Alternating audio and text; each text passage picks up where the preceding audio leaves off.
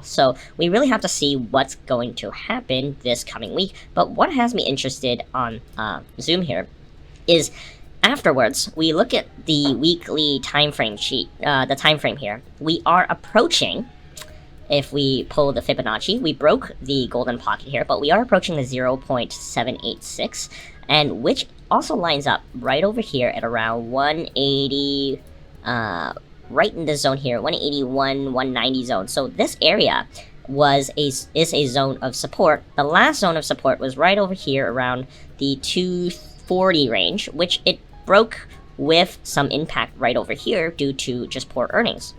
Or not poor earnings, but due to negative earnings reaction. However, what I do like is that in the shorter time frame, well, not even short, it's a weekly time frame, we have this sort of falling wedge, which I don't really love, but let's see if we can pull this line over here and pull this line up above here. Now we got pretty solid touches all around. We got 4 solid touches right on this trend line here, this upper trend line, and we got 4 touches here on this lower trend line, and it is actually hitting the low of this trend line right now. And on the weekly, you see how it dipped, touched the trend line, and it got bought up. Now we got some decent bear volume here, but I like how we could anticipate a play where we start coming back up.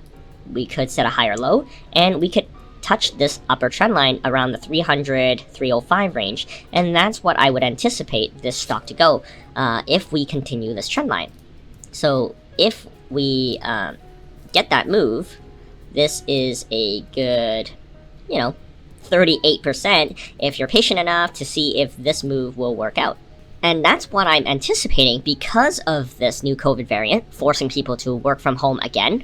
And also, we have Kathy buying up some stocks. So these 2 catalyst news, I would imagine, help this stock push back up for at least a lower high in this range. But we do have to be cautious because, as you see, it is in a longer-term downtrend. So make sure you do have a tight stop because it could continue to fail. And as I said, the next support is around the 180 range. So it could fail here and continue to head down to the 180 range, 170 range before we get a bounce move.